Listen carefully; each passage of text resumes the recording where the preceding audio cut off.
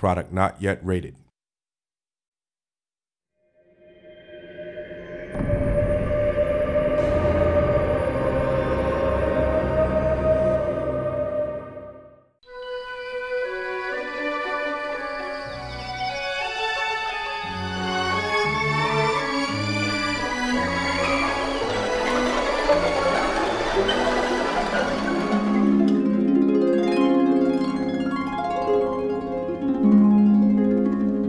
Yes, I am a geek and a Greek.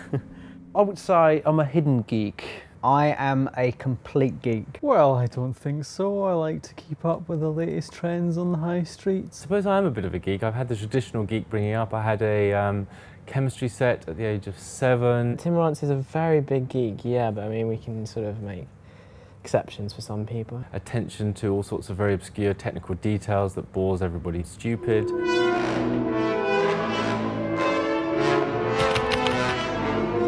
CTG stands for Central Technology Group, and the purpose of the Central Technology Group is to create reusable technology that can be used by all of the game teams.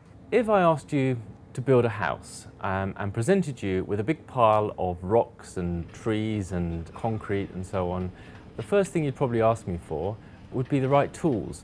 The specific advantages of CTG within the company for the games is that they can focus purely on the gameplay. They don't have to worry about writing tools again, writing technology again. The tools that we create are in use by the Fable team, and they aren't tools that you can just buy off the shelf. A follow-up project or game will use the same code and tools that we've produced, and they can go straight into making the game and producing cool games for everybody.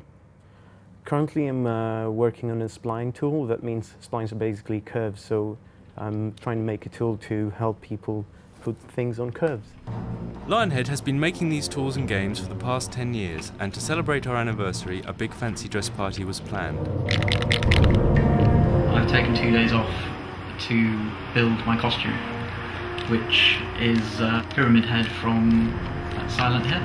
I spent so long deliberating whether I should go as the film version, which is a little bit more recognisable, or whether I should be really hardcore and go as the game version, and I kind of bottled out and went for the film version.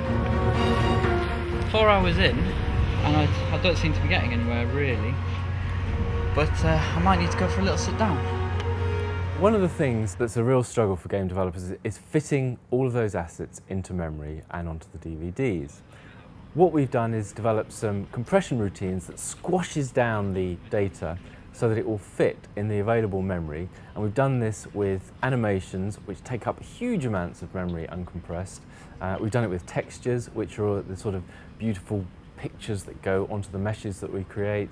In an animation, which is basically the movement of a character around the world, we've managed to squeeze those down to just 1% of their original size. It just helps the pipeline, the content from the people, the creative people, through to the actual game itself. I told everyone that I was taking some days off to do some charity work. I'll be good. It's going well.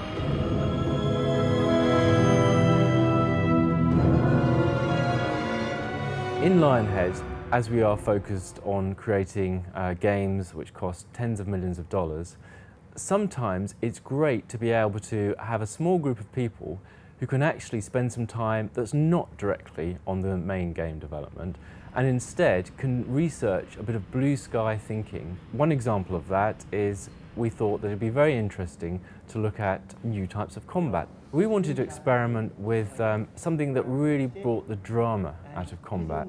Drama is important and vital for combat because it gives it a nice, full-fledged purpose, a motivation for the player. The whole idea about it is to try and leverage everything that you can to make the combat more exciting without actually changing the combat itself. So we can use a lot of stuff from movies, such as camera work and music, and we can also use everything that we've got in games, like simulation and sound effects and the rumble on the joypad. Drama is the one thing which will make the difference between just a normal fighting or repetitive fighting mechanics and turn it into an experience, a challenge.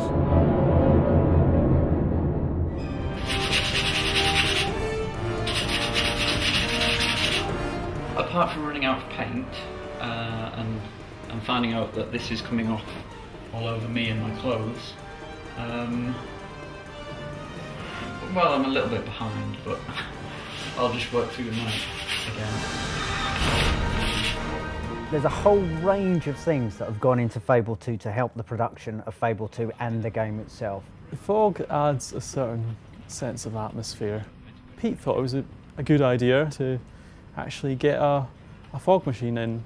It was quite good fun actually. We put it in a bucket and all of a sudden our bucket was full of mist and we just spent the entire day playing with it. It was great. We used it to get a good sense of how mist moves around, and then I believe Peter Molyneux nicked it for his pond at home, and he still hasn't returned it. Strange things are afoot in Peter's garden. And it's not just the mystery of the missing fog machine. Lionhead celebrated its 10th anniversary in style. Pyramid Head was in good company with numerous game celebrities in attendance.